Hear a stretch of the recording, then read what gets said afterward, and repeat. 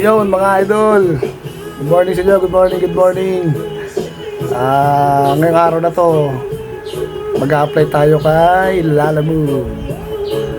Okay, ito nagagayak na tayo. Ito na rin yung mga requirements natin, mga papeles natin, NBI o RCR.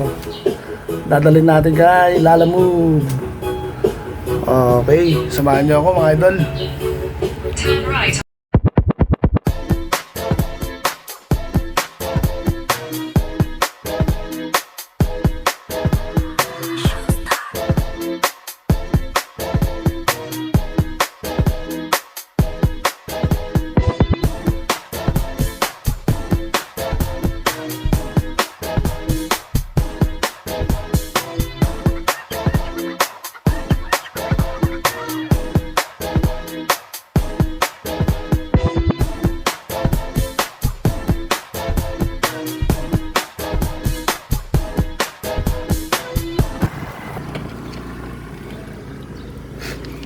Ito nga pala yung office ng Lalamove dito sa may Taytay along Velasquez.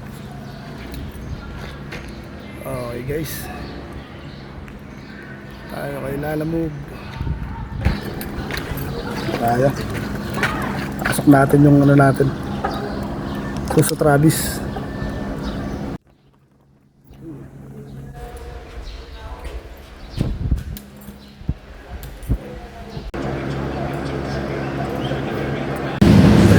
Naabot tayo ng kato. Ano yung ban? Ay, yun na lang.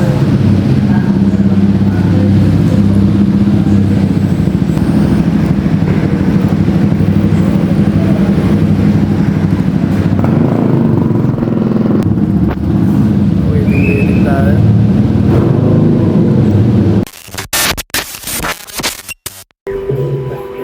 Okay yun mga idol, activated na pala yung Lalamove natin. Nakauwi na rin tayo rito sa natin sa home base. Okay na. Activate na. Pwede na tayo bumiyahe. Ngayon yung mga requirements na pinasa ko.